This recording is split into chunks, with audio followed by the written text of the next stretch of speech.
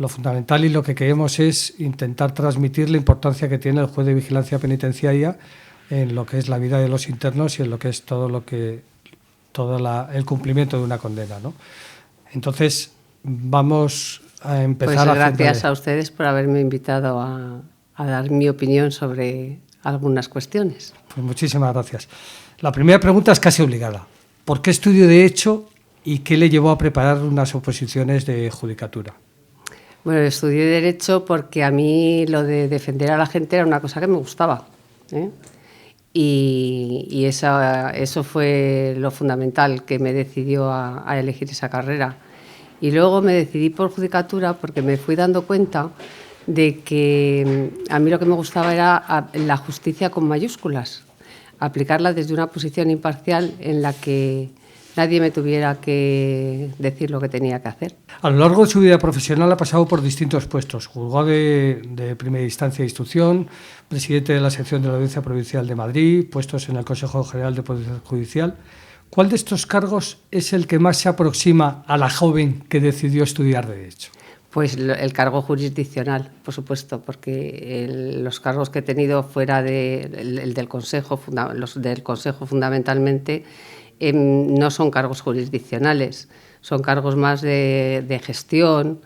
Entonces, fueron una experiencia buenísima porque te ayudan a gestionar y eso te ayuda también en el juzgado, pero no es labor jurisdiccional. Entonces, ha sido una experiencia muy buena, pero que no volvería a repetir.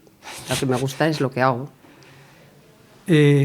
¿Cómo describiría una cárcel a alguien que nunca ha estado? Pues le diría que la cárcel es un reflejo de la sociedad. Que se imagine que los módulos son como barrios de una ciudad, que dentro de los módulos hay determinadas partes que son como los edificios de esos barrios y que habrá gente con la que se lleve bien, que habrá gente con la que se lleve mal. O sea, lo mismo que en la vida fuera de la cárcel. Una ciudad, vamos. Sí. Usted visita con frecuencia este centro y habla con los internos. ¿Cuáles son las principales quejas e inquietudes que le trasladan? ¿Y qué impresión saca de esas entrevistas? Bueno, las mayores inquietudes es sobre su situación, que cuál es su situación, eso es lo que me preguntan. Y entonces yo, claro, sin papeles no les puedo decir cuál es su situación porque no sé cuáles son los internos que se me van a acercar a preguntar. Y entonces lo que les ofrezco es que si quieren soliciten una videoconferencia y yo ahí ya sé el interno con el que voy a hablar, cojo su expediente, me lo estudio y ya le puedo decir cuál es su situación. Esa es la mayor pregunta que me hacen. Luego alguna más específica, pero en líneas generales es eso. Los que se me acercan, porque luego en videoconferencia todo es muy diferente. Y la impresión que saco es muy buena porque me gusta mucho que tengan confianza para preguntarme lo que sea.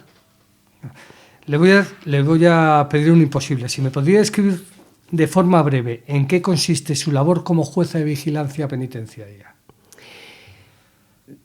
En que se cumpla la condena en las condiciones legales. Eso es, en resumidas cuentas, que es como no decir nada. Yo no sé si poner un ejemplo. Pues es muy diferente cumplir la pena de prisión en un centro cerrado que en un centro de inserción social. Dentro de los centros de inserción social es muy diferente cumplirla con control telemático que teniendo que ir a dormir allí. El desconocimiento que tiene la sociedad sobre el mundo penitenciario es evidente. Las opiniones que se escuchan en los medios de comunicación se alejan bastante de la realidad, porque además muchas veces se hacen juicios de valor, ¿no?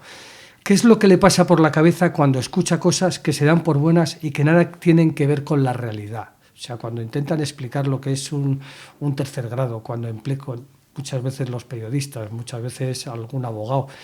¿Qué es lo que siente con ese desconocimiento? Bueno, lo que siento o lo que pienso. Lo que piensa, o sea, Porque lo que pienso no lo puedo decir. Pero lo que siento es una tremenda impotencia. Me dan ganas de salir depende del sitio donde lo haya escuchado. Si es en la tele, me dan ganas de irme a la tele. Si es en un periódico, me dan ganas de escribirles una carta. O sea, lo que siento es mucha impotencia. Sí, es que eso muchas es veces se opinan, yo creo que con cierta soltura. Opinan sin habérselo preparado. Claro, eso estamos totalmente de acuerdo porque es un poco lo que nosotros vemos desde aquí, pero vamos. Dentro de los recursos de queja que recibe de los internos, ¿cuáles son los más numerosos y los más difíciles de resolver? Vamos a ver, los más numerosos son las cuestiones referentes al régimen, ¿eh? Todo lo que son comunicaciones, cuestiones referentes a la alimentación, a las pertenencias y tal. Esas son muy frecuentes. Las más difíciles de resolver... Bueno, las quejas son variopintas, ¿eh? O sea, hay quejas absolutamente de todo tipo. Y las más difíciles de resolver, pues para mí las más difíciles son siempre las que se refieren a los primeros grados. Esas me cuesta mucho resolverlas. El PIT, Programa Individualizado de Tratamiento, debe ser la gran herramienta que establezca los criterios y actividades a seguir por cada interno para conseguir el objetivo de reeducación y reinserción. ¿Cree que verdaderamente es así? ¿Conocemos los internos los objetivos a cumplir para poder progresar en la evolución penitenciaria? ¿Y cómo se puede controlar si es así? Yo sí que creo que los internos lo saben. Si se preocupan un poquitín, sí pueden saber qué se espera de ellos en función de, o sea, conocer cuál es su programa de tratamiento. Creo que los profesionales que hay en prisión son lo suficientemente, a lo mejor no con toda la cadencia, pero sí que sí pueden orientar al interno que esté interesado, porque yo creo que hay internos que no están muy interesados, ¿eh? Y el que esté interesado yo creo que sí lo puede saber. Y la última pregunta era... ¿Cómo puede controlar que sea así? Usted como jueza de vigilancia penitenciaria, ¿cómo puede controlar que ese PIT de verdad el interno tenga conocimiento de él? Bueno, que tenga conocimiento lo puedo vislumbrar. Si tengo trato con ese interno, si he hablado con él o tal, eso lo puedo vislumbrar, ¿eh? ¿Cómo lo puedo controlar yo? Yo lo controlo con los expedientes, con la documentación que tengo. Y si la documentación que me llega del centro penitenciario no me es suficiente para controlar eso o para situarme en la situación penal y penitenciaria del interno, pues también tengo un equipo psicosocial al que puedo recurrir y también tengo un médico forense. Y luego mi personal del juzgado también tiene mucho sentido común. Que eso es fundamental. Que eso es fundamental y somos un equipo. Que somos un equipo. Yo sola no sería capaz de hacer nada, ¿eh? Yo trabajo con un equipo que es el que se preocupa, tanto como yo, por los internos. Cada funcionario lleva unos determinados internos y esos internos, hay veces que incluso en los armarios en donde están situados los expedientes está puesto el nombre de un interno que es se queja especialmente, para tenerle, que no se nos despisten las quejas tantas como llegan muchas, para que no se despisten. Incluso la funcionaria o el funcionario ha puesto el nombre del interno y ya le conocemos todos, como si fuera parte del juzgado de todos los días. Forma parte. Tanto la Ley Orgánica General Penitenciaria como el Reglamento Penitenciario deja casi todo abierto a la interpretación. O sea, yo creo que es un poco eso. ¿No veía más eficiente que los objetivos estuviesen tasados de tal forma que dejen menos a la interpretación de los mismos por parte de los distintos órganos competentes? Eso es el eterno debate entre la libertad y la seguridad. Lo primero, yo no creo que lo deje todo abierto. Creo que es una de las legislaciones que quizá menos cosas deje abiertas. Lo que pasa es que el espíritu que informa la legislación penitenciaria es un espíritu que se tiene que ir adaptando a cómo es el perfil de la persona en concreto. Y entonces hay cosas que no se pueden cerrar. Y en eso la legislación penitenciaria nuestra yo creo que es buena y que está muy bien, porque permite pues manejar ciertos conceptos adaptándolos muy bien a la situación personal del sujeto, del individuo. No creo que esté tan abierto, ¿eh? No creo. Yo es que... No. En comparación con... Porque siempre hacemos un poco las cosas en comparación con, si no, son absolutos, ¿no? Entonces, en comparación con otras ramas, yo creo que no está todo tan abierto.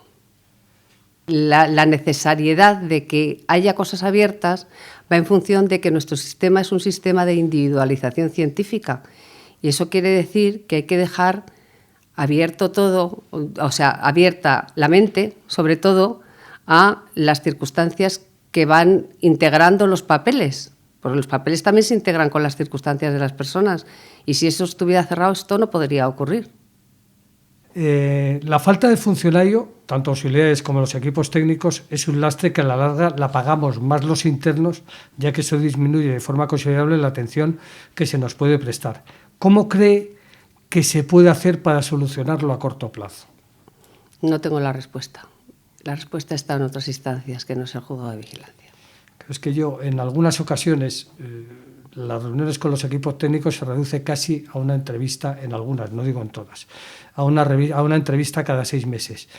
Y el nivel de conocimiento que se puede tener del interno con eso, yo creo que es ínfimo, por no decir 15 minutos a cada 6 meses, pues para una revisión de grado, pues yo creo que no es el ese. Y muchas veces mucha gente, y además muchos compañeros también nos lo transmiten, y dicen, es que yo no veo o no conozco al educador de mi módulo. Y entonces, pues bueno, eso es un tema que nos preocupa a todos, claro, porque no deja de ser un poco todo formar parte de lo que puede ser la progresión o lo que puede ser la progresión para bien o para mal, o sea, no solo para una progresión a un 3er grado, sino como para poder progresar a un 1er grado en caso de que el interno no esté cumpliendo con sus deberes, pero vamos.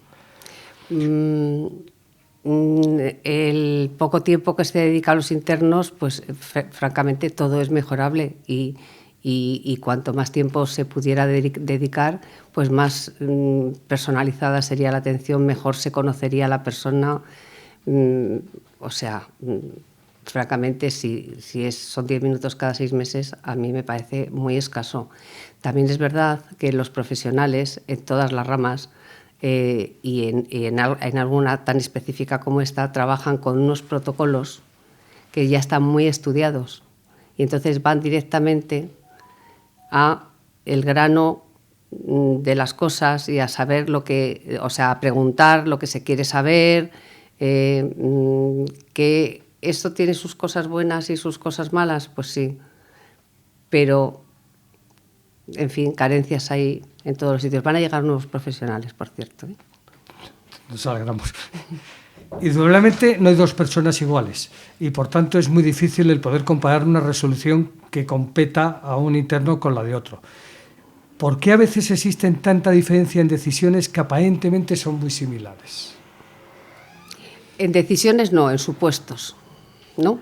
Sí, bueno, sí. En supuestos que son sí. muy similares. Pues que las personas, los supuestos a veces son muy similares, pero la participación en los delitos de las diferentes personas y sus circunstancias familiares o personales o su evolución son totalmente distintas. Entonces, a lo mejor se refiere a lo mejor que estén varias personas en la misma causa. Sí. Y se toman diferentes resoluciones a unas y otras, incluso en centros penitenciarios distintos. Pues porque las personas somos un mundo, cada persona es un mundo. Y no es lo mismo también estar condenado como autor que como cómplice o como encubridor. Entonces, o haber tenido una participación como autor material o como autor por inducción, todas esas cosas en nuestro sistema se tienen en cuenta. Entonces, aparentemente están todos dentro de la misma causa, pero sus circunstancias son muy diferentes. Esta es especial porque es verdad que siempre se escucha en los centros penitenciarios que fulanito está por un delito feo. ¿Existen delitos bonitos? No. Existen circunstancias que rodean a los delitos que pueden hacer el delito, pues, en fin, un poco menos desagradable, o menos duro, o menos doloroso, pero delitos bonitos, pues la verdad es que no. Claro, sí.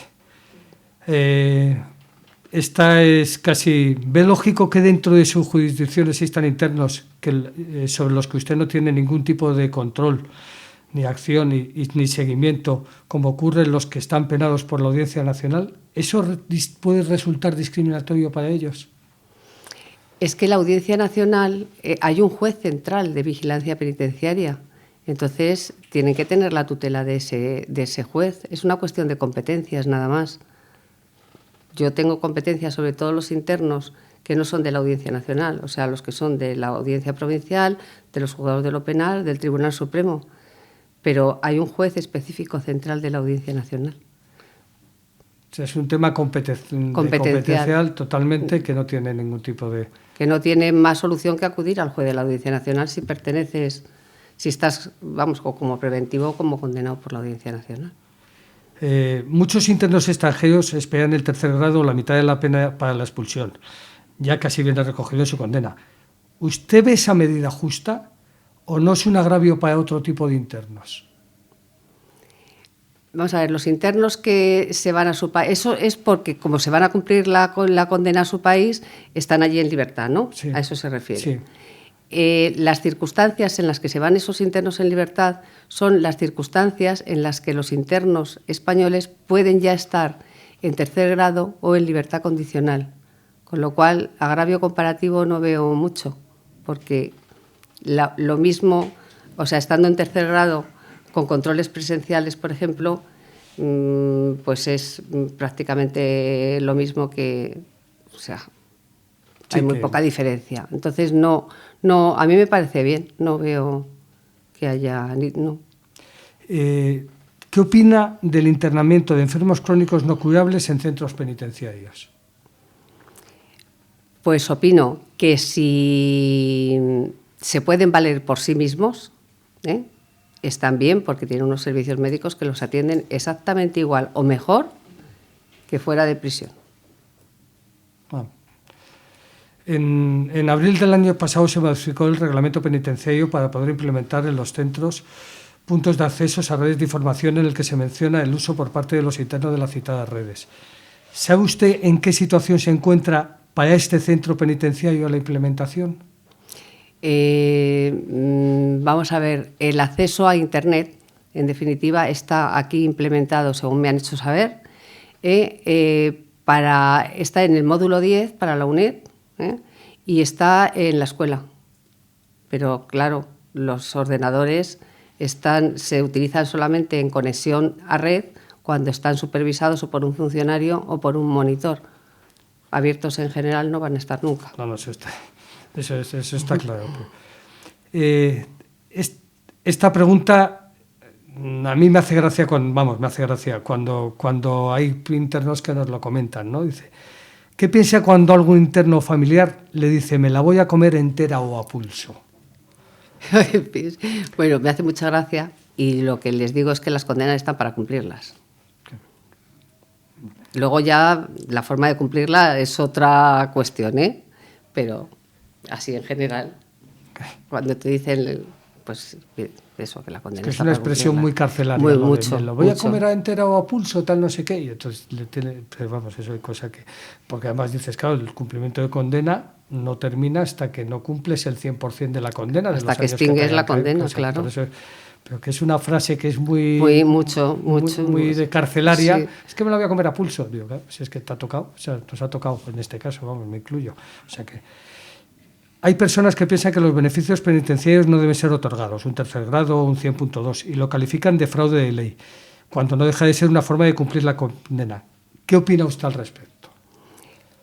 Pues que, calificar a los beneficios penitenciarios de fraude de ley denota la más absoluta ignorancia, porque no es ningún fraude de ley, sino que están contemplados en nuestra legislación penitenciaria y que es a la que hay que dar cumplimiento. Me parecen fantásticos los beneficios penitenciarios, me parece fantástico que se potencie el tercer grado, me parece fantástica la libertad condicional y opino que nuestra legislación es de las más progresistas de Europa en el tratamiento de los reclusos, pues contempla las circunstancias individuales de la persona, cómo va progresando, cómo va madurando, cómo va aceptando, y que eso tiene que tener un reconocimiento que está en los beneficios penitenciarios y que es tan fenomenal, precisamente porque llevan a que la persona pueda salir luego de prisión en las mejores condiciones posibles. Ya me ha contestado casi, la siguiente pregunta me la ha contestado con la anterior, porque para conocer a una persona hay cientos de variables. ¿En cuáles se suele fijar para tomar una decisión? No se la he contestado. Pues me alegro. Me fijo en la posibilidad, en la variable de la reincidencia. Esa es en la que más me fijo. En la reincidencia. En la posibilidad de la reincidencia. Eso es en lo que más me fijo. O sea, es la... claro, lo que más me condiciona a mí a la hora de tomar una decisión es eso. Está más que demostrado que el exceso de pena punitiva, en algunos casos en los que el individuo tiene una estabilidad familiar, económica y social, puede ser contraproducente. Con sus años de experiencia, ¿qué opina al respecto? Y en su caso, ¿qué alternativas cree que se le puede ofrecer? Vale. Cuando una persona es condenada por un delito después de haber estado 8 años en libertad provisional, y tiene su vida totalmente resuelta, está totalmente adaptado, tiene su trabajo, incluso ha formado su familia, es un choque enorme el romper esa dinámica. Entonces, ¿cuál es la forma? Pues nuestro derecho tiene una forma, que es la clasificación inicial en tercer grado, y yo abogo por eso. Muy bien. Hay varios asuntos de los que recibimos cartas y comentarios de nuestros compañeros. La comida, el precio de las comunicaciones telefónicas, la tardanza en el servicio de correos, los traslados a diligencias y hospitales. ¿A usted le llegan este tipo de quejas? ¿Y qué puede hacer para mejorar esas cosas? Pues a mí me llegan, sí, ese tipo de quejas. Y lo que hago es dictar la resolución judicial que estimo que es ajustada a derecho y hacer que se cumpla. Que los traslados a hospitales, sobre todo y a diligencias, últimamente, y lo digo por experiencia personal, que salí al hospital, son de un tratamiento, vamos, casi no digo inhumano, porque no vale decir inhumano en un estado de derecho, pero es verdad que son bajo unas condiciones que verdaderamente son pues casi 3 horas para llegar a un hospital montado en un autobús en un sitio que cabe casi justo. Entonces, pues eso muchas veces, y siempre he tenido la duda de decir, bueno, pero verdaderamente la gente se llega a quejar sobre el sistema del traslado que Vamos tenemos. A ver, sobre este concreto aspecto que usted me está diciendo, no. ¿Por qué? Porque no es competencia del juzgado.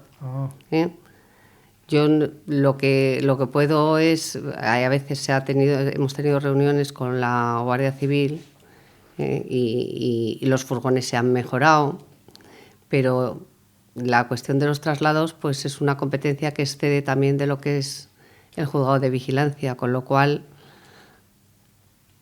hay poca cosa puedo hacer yo. Y ya entramos en la última parte, porque lo habíamos dividido en 3 partes.